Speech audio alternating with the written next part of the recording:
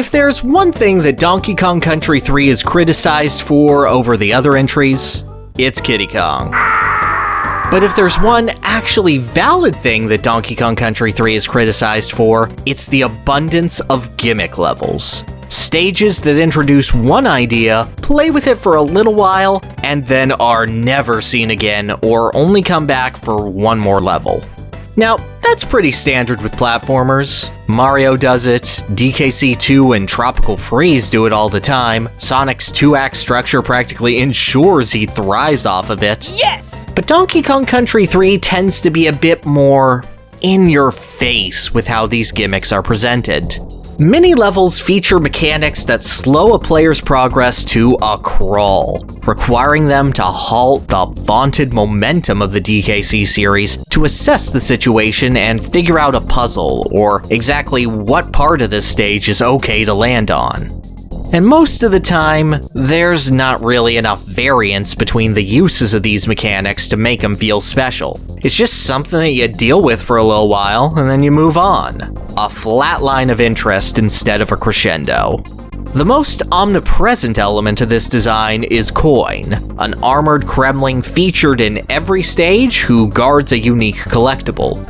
Koin always faces the player, and can only be damaged by a steel barrel from behind, which would present a unique puzzle for every level, if a majority of Koin appearances weren't instantly solved by, oh look, there's a wall behind him, let's Kobe it off the backboard into him. I did it! What should be an interesting challenge becomes a repetitive gimmick, much like a lot of DKC3's worst stages. So go figure, one of its most interesting and fun would be a level that takes Koin, remixes him, and uses his gimmick over and over again to create a frenetic, action-packed stage that instead props up DKC3's greatest strengths.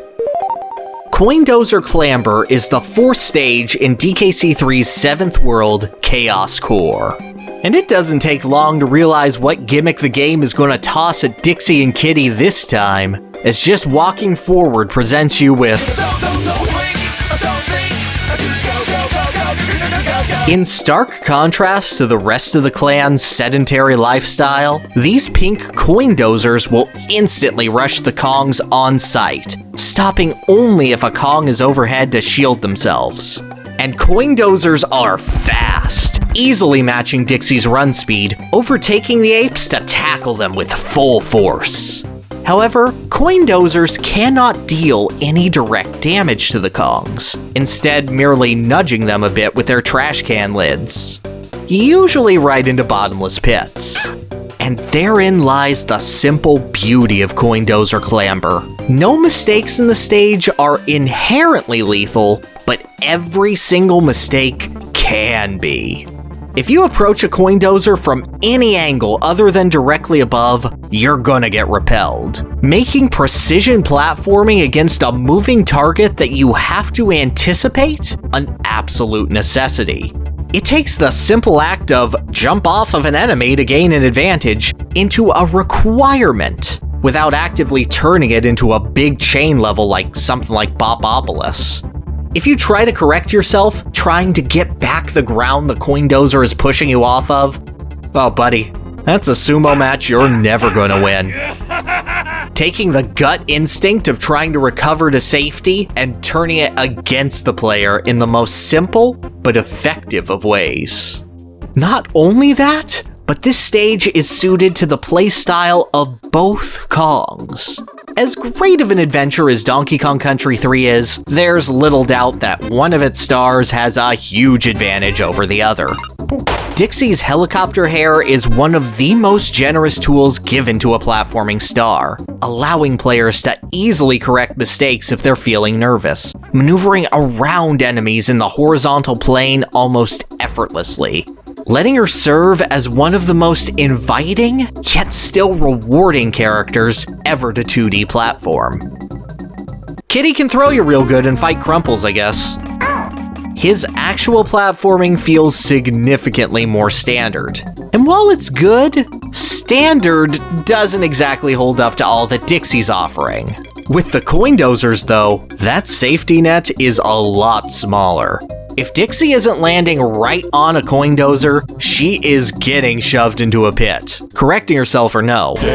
While she can adjust if she's given the high ground, that's not always a guarantee throughout the stage. And the way the Koindozers are laid out, Kitty simply following the natural trajectory of the stage and jumping whenever he's going to hit solid ground will give him a much simpler and far less stressful time. Dixie's advantages, for once, don't entirely overshadow Kitty's baby-brained rhythm, leading to a level that feels decently challenging, but ultimately great for both Kongs to tackle. A surprising rarity for the game. And really, that's all the stage needs. Koindozer Klamber doesn't overstay its welcome at all, the actual level design being fairly standard. There's only a few times the player has to bait a Koindozer to move into a certain position. The bonus stages are essentially two variants of the same good idea. It's a really simple level. That totally gets carried into a great level by the floor is lava-like exhilaration every time a Kong leaps forward. The stage is inherently incredibly unforgiving to mistakes, and rather than requiring a total overhaul to your understanding of controls or slowing down to a crawl for constant trolling, this final test simply requires the player to jump good, feel out the level, and trust their instincts. I don't think that this is the best level in the game, or even the best level in its own world. But Koindozer Klamber introduces a platforming gimmick that pays off of what the player learned before and directly interacts with the kinetic language and feel of the platforming, rather than just its base mechanics. And even the actual coin appearance in this level is better than usual. Koindozer Klamber shows how to make so much more out of so much less, and creates a memorable and thrilling challenge worthy of a final world with little more than some remixed assets and plotting around the controls of your characters. I don't actually have a good way to end this, so here's a joke. Why do people mistakenly believe Donkey Kong's parrot friends are French? Huh? They have a certain je ne sais quoi.